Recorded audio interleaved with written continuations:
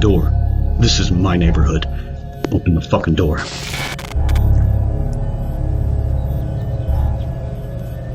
Now, or I will fucking end you.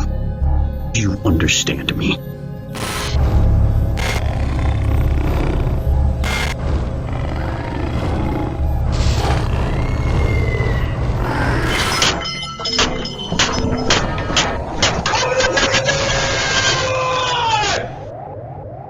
Open this door, I'm breaking it fucking down. You understand me? Steady yourself, soldier. You understand me? No!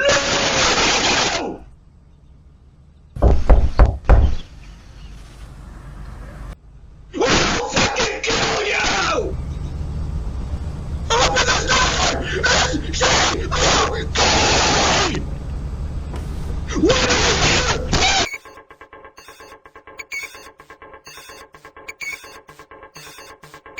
Last year, I made a little video talking about some macroeconomic trends and how they were affecting the games industry, which I put to the backdrop of the System Shock remake. That was before I really understood how copyright claims kinda tank the reach of your video, and so maybe pairing former Canadian Prime Minister Justin Trudeau going Super Saiyan, along with some Frank Zappa tunes, was not the best idea for that video getting out and about, but oh well, learn from your mistakes, right? Well, it's time for a repeat, this time with the original System Shock 2, because its remake isn't out yet. There's been quite a lot of movement in the gaming sphere and industry that make a lot more sense if you look at them through a macroeconomic lens, and so I want to do that. First off, game studio layoffs and closures have continued, and they were a real big deal last year, and they've continued to do so for the same reasons that I laid out in that first video. Companies wildly overhired during the pandemic, and the interest rate continuing to be high and not going back down has made it really impossible for a lot of these studios to actually service their debt, or even to acquire more debt in order to just barely afford their interest payments. That's what's called a zombie company, a company that can never get out of its own debt, but can get just enough credit, just enough loans to barely afford its interest payments. We had quite a lot of those in the gaming industry, really in the economy as a whole, before the interest rate hike in 2022, and we're seeing them slowly fall off like flies. The new hotness with regards to layoffs and closures has been to blame all of this on AI, but honestly, that is a huge, huge, huge misnomer.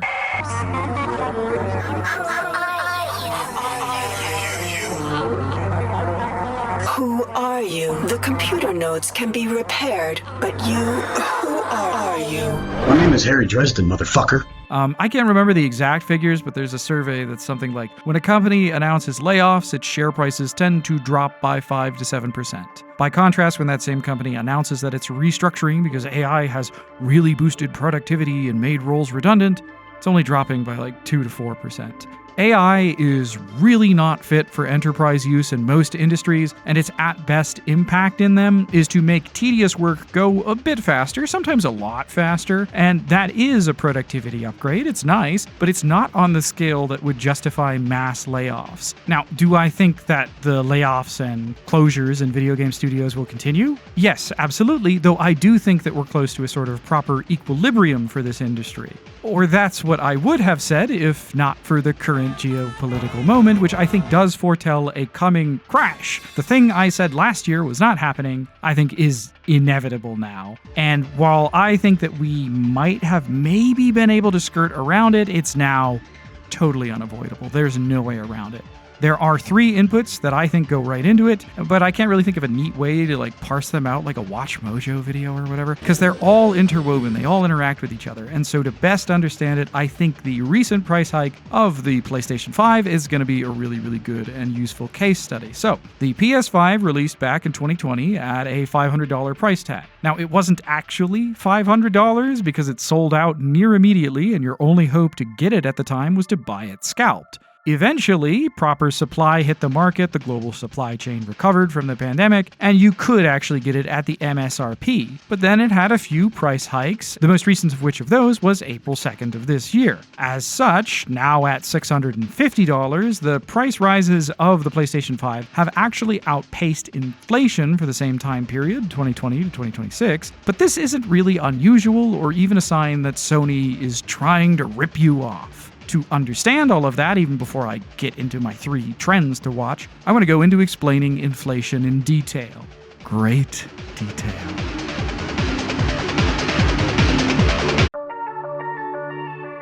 I don't think that most people understand what inflation is, or even the concept of inflation. The way that I hear people talk about it, they think that there's some kind of inflation wizard that's employed by the central bank who sets an arbitrary percentage based on his own opinion or something. And then once that decree is issued, businesses all raise their prices in accordance with the inflation rate. That is not how it works, and to tell you the truth, inflation even conceptualized that way is completely unreal. The inflation statistic itself is extremely flawed and inaccurate. It's there to get a general idea, it's not there to be precise. See, by contrast, when the Fed raises or lowers the interest rate by a certain number of points, that's it. The federal funds rate is actually changed. I explained that in last year's videos. Now, it might take a little while for the interest rate change to percolate out into private banks and credit unions, whose in-house interest rates are then going to settle above whatever the new rate is, but the interest rate is actually describing something material, something easily seen and observed and measured.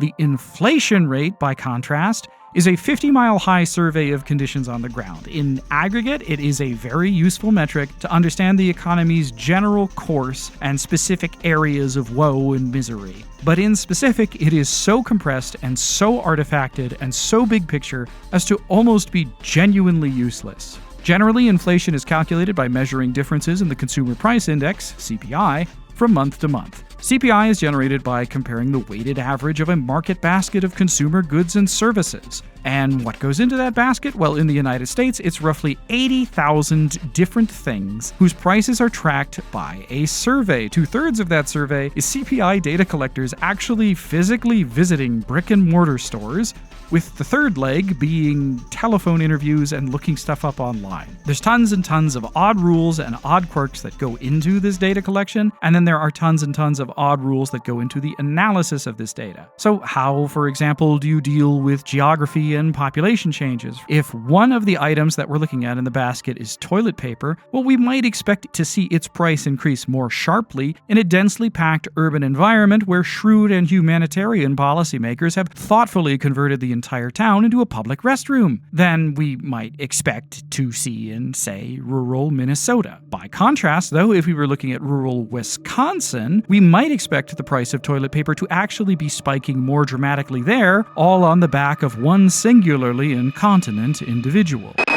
We're at Walmart. So I burst into the bathroom. There's a fucking dude at the urinal, and he whips his head around and said, "Dude, I'm shitting myself." And at that moment, a little came out. You know, it was all diarrhea. They were like fine, but there was some splatter. Poop spots on my pants. There's shit all over the floor. I'm feeling fucking disgusting, obviously. I realized at this moment that there's a real possibility I might shit my pants. Rather than like kneel and accept my fate, I'm fucking going for it. Thanks to my quick thinking, I've already taken my pants off. And I'm running like clenched butt. With each step, a little more is coming out. And I shit myself.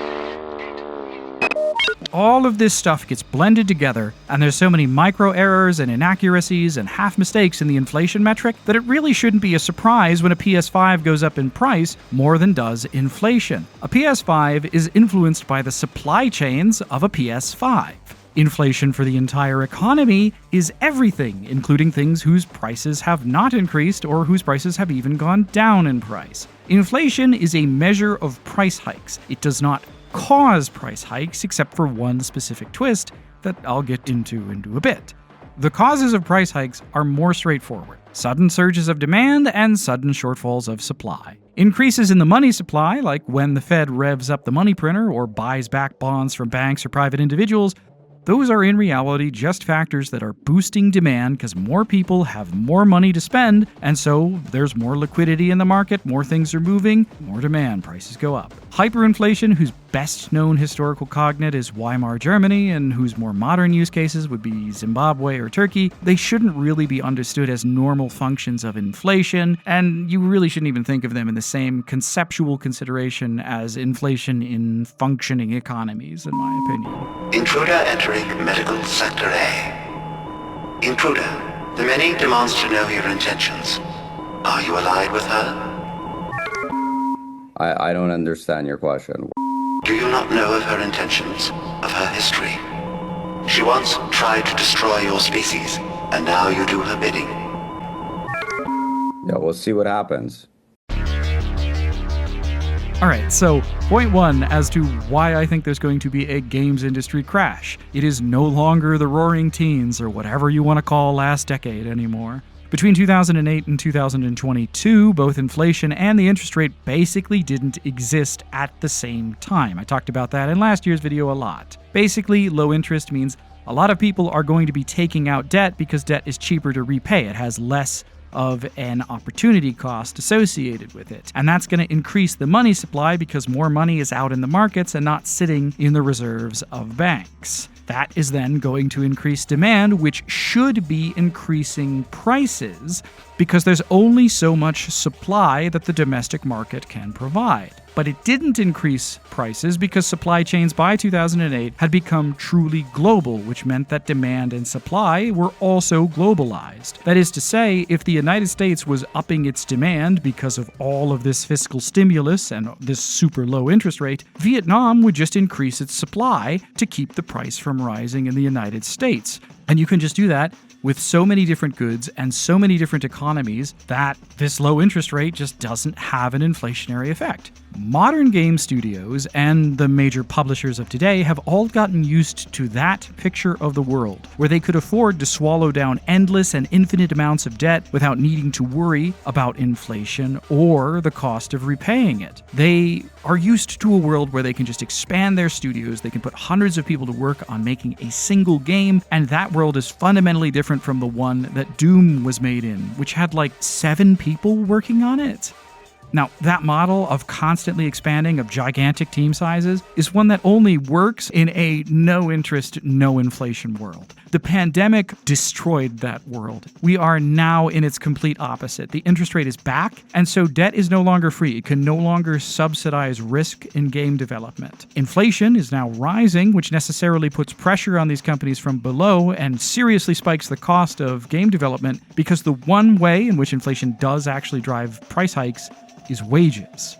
Employees are going to want their compensation to, at the very least, keep up with the nominal inflation rate such that they don't lose real income. And that means year on year, the cost of wages is going to creep up from like anywhere from 4 to 9% based on what the inflation is, and wages are the biggest expenditure in the first place for any business. To speak nothing as well of how price increases on capital and office space and all of your other inputs place a similar pressure on these companies, and like I said, their debt is no longer essentially free. So these are very real costs at the same time that the debt that they already have is becoming much more expensive to service, with that interest compounding every single year. This is especially the case for Nintendo, Sony, and anyone else that is based in Japan because of the recent Japanese bond crisis, which is just a fascinating topic that I'm sure everybody finds extremely boring, except for me. In addition to that, you've got the re-emergence of inflation after genuine decades of stagflation in the country, which is another somewhat complicated topic, but basically, it greatly amplifies the effects of these issues in that country in specific.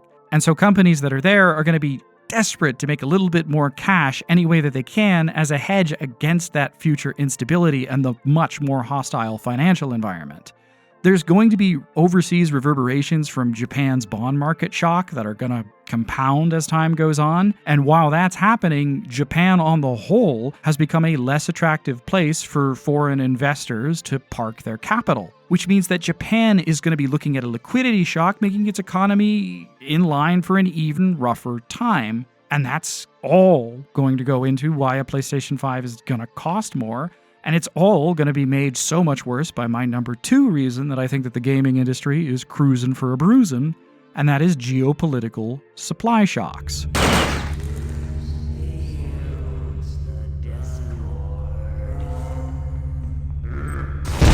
See, the United States began a war with Iran for a very important reason. Win this one because I told you to. And this has had tremendous impacts all throughout the world. Oil shocks are of global concern, even in the US, because even if it is true that the US is a net exporter, overseas prices for the stuff is going to rise so high eventually that domestic producers are going to start selling it to foreign buyers over domestic ones, which is going to lower the supply and raise the price here. The central government could ban exports, yes, but unless the government is willing to nationalize oil production, and I really don't think it is, those companies are just going to stop pumping until the ban is rescinded. That ignores that petrochemicals, beyond just fuel, are inputs to a whole host of different products and industries that are going to have extreme run-on prices, and the fact that global shipping is made more expensive even if gas in the US is not necessarily super cheap. We honestly have not seen anything yet of how bad this is all going to go, by the way. We're in the early stages. In addition to all that, though, a third of the world's supply of helium moves through the Strait of Hormuz. And helium is a critically important input in the manufacturing of semiconductors, which slot into just about anything techie, but specifically slot into RAM. The AI industry has said, yes, with absolutely no commitments of any worth, that they wanted to buy basically all of the RAM that current manufacturers are capable of producing, and that's a huge spike in demand that necessarily caused the price of RAM to skyrocket. I don't think that demand is going to last because the AI industry has absolutely no meaningful revenue generation whatsoever. It's already loaded up on debt in a way that makes pension plans look sustainable, and it has a habit of going, whoops guys, sorry, just kidding, I'm actually not going to buy those hundreds of millions of dollars of things that I said that I would.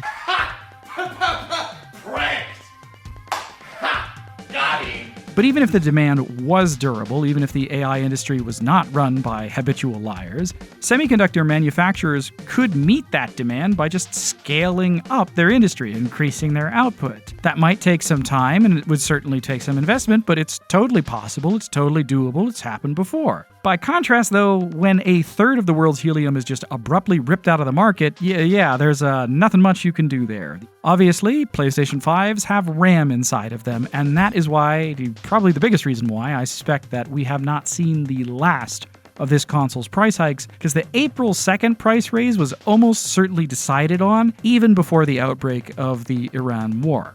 And if I might take a moment to channel my inner Nostradamus, I'd also like to point out that TSMC, Taiwan Semiconductor Manufacturing Company, is a singular bottleneck for some of the most advanced semiconductors in the world that are absolutely critical to modern gaming as we know it, from consoles to PCs to smartphones. I am of the opinion that China is going to make a grab for Taiwan this year, a little closer to the midterms. And the reason that I think that this is going to happen this year is because, well, obviously the US is grossly overtaxed. It has expended a ton of munitions and reserves and treasure on a pointless war that nobody likes. Japan's military is going to be beefed up in the years to come, but right now, right at this moment, it is the weakest it's going to be for quite some time. South Korea has been threading its historically careful line with regards to its titanic neighbor, so it's almost certainly not going to intervene. China has itself been stockpiling oil and other strategic reserves for years and years and years at this point. Our original military estimates that were made by those generals that got fired by an alcoholic Fox News host that has bad gas, well, they put the guess for that invasion point at 2027, so it's not that ahead of schedule. And no one expects the United States to come to Taiwan's defense because it would be politically very unpopular during a midterm season that's already extremely unfavorable to the administration. Yeah, it's not going to happen. TSMC is of enormous strategic importance, and I don't doubt that China would want to preserve it in the event of an invasion, but at the same time, it isn't unthinkable to imagine that it might be sabotaged as a sort of poison pill.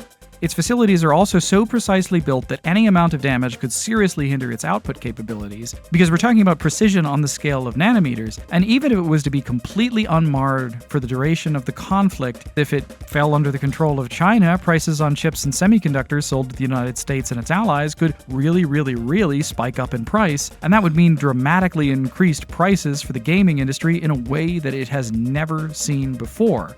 If those chips and semiconductors become so much more scarce and expensive, it's going to lead to price raises so high that consumers might actually be forced to stop thoughtlessly buying all of the slop the second it comes out. Oh my God, bro. Watch out. I'm getting strange readings from that radar dish outside the window. It's become unstable due to... Move! The entire sector is depressurizing and the blue vacuum shield won't last long. Get through a secure airlock before you're sucked into space.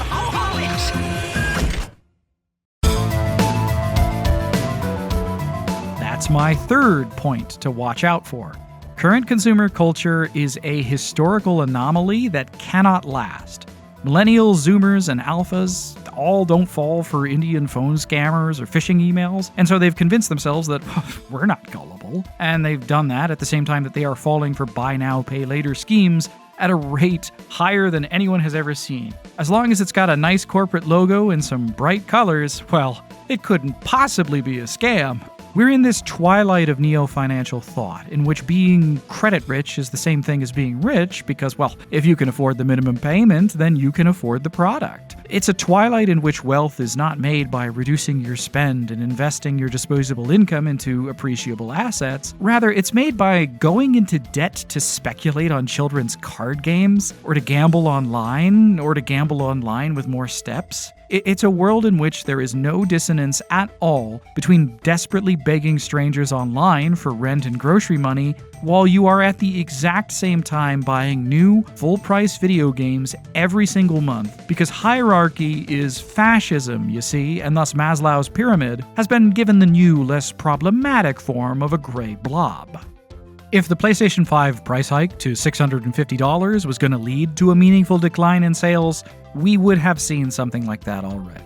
If we carve out AI-related capital expenditure, there's a strong argument that the United States has been in recession since August of last year. Yet at the same time, consumer spending on recreational luxury goods like video games basically didn't budge, maybe even went up.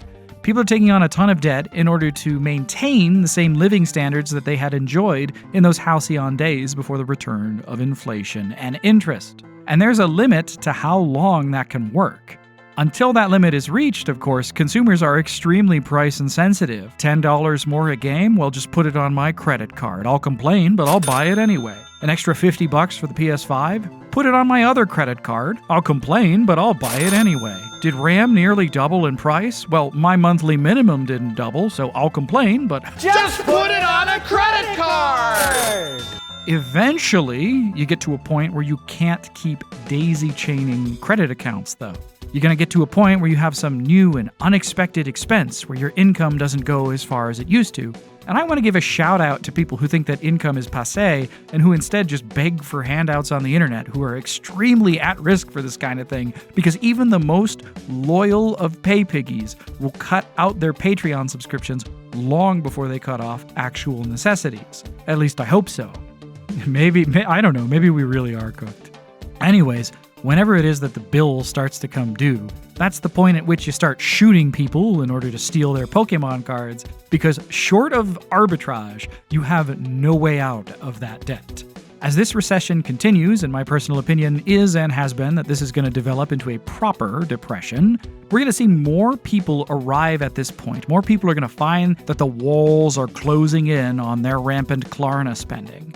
And when those people go under, all the debt that they've been hoarding goes toxic. Now, that's not necessarily septic shock for the entire economy, but it is certainly septic shock for the industries that built themselves entirely around, that made themselves entirely dependent on, a bunch of consumption-addicted, zero-impulse-controlled debtors whose entire lives are dictated by FOMO and receiving digital dopamine for purchasing products. Back in November, I talked about how I think, with some good evidence, that the gaming industry at large has bent and warped itself around these consumption addicts, around people who buy products as a replacement for identity or belonging, who abandon these same products a week or two later when there's a new hotness to buy.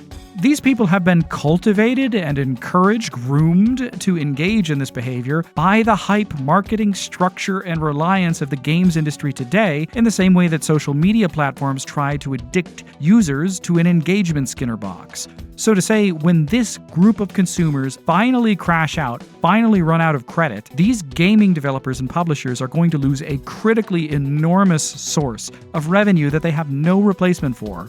And you can kind of see how all of these three things are interwoven. The gaming industry is dealing with higher costs at a point of much greater instability, and they're looking at an eventual and encroaching loss of an enormous amount of revenue. The modern games industry is not a natural evolution from its roots, but rather a mutation that was supercharged by an uncanny era of financial unreality that has long since passed from this world, even if no one wants to acknowledge it. Fuck you! You just got credit Right now, we are all Wile E. Coyote. We're gonna stay afloat just as long as we never look down.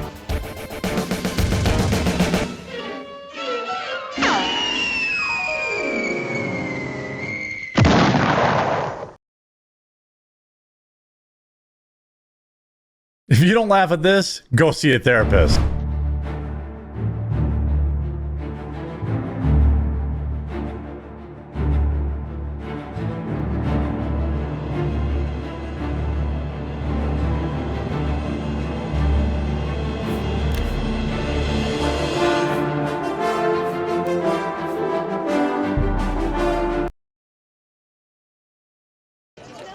Show you some wenches? Beer and wenches? Bitches? Okay, fine. I'm on the hunt, boys. So if we go... Oh boy, I'm gonna expose my... I will find you a wench. I give you my word. I'm gonna find the wenchiest bartender I can. Let's see if we can find the Strait of Hormuz. Nope, wait. Here. Very nice. Very nice. Very nice. Is it? No, it's not here. I gotta zoom up more. I want people to feel. Oh, here. Here's a MILF. Look at this here. It's over here, right? Your finest rum punch. Wench. Well, I am here in Afghanistan. This must be it here. I'll find somebody who works here and ask where the brothel is. All right. Here's Brazil. Yeah. I'm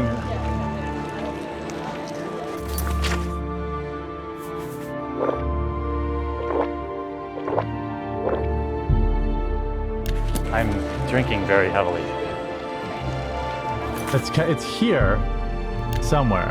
Oh boy, we got a thick girl right there, boys. Rawr. Here's Cairo, Egypt. Can you point me to the brothel? I would never know where such a thing is, my lord, I'm afraid. Well, As I'm a very happily married man. Gotcha. I'll keep walking. So here's Pakistan, here's India. Nothing to see here, nothing to see here. I'm not doing anything. I'm just looking around. I'm not doing anything. Just looking out for chat. I'm not creepy. Here's the Saudi one, right? So here's... MILF, yeah. She's keeping it tight. You know she DTF, she got kids. I mean, there's obviously a bunch sitting up here by Kuwait. I YouTube for companionship. I YouTube for friendship. That's why I do it. I don't have a lot of friends in real life, It's weird, but I don't really connect with people in real life. Like,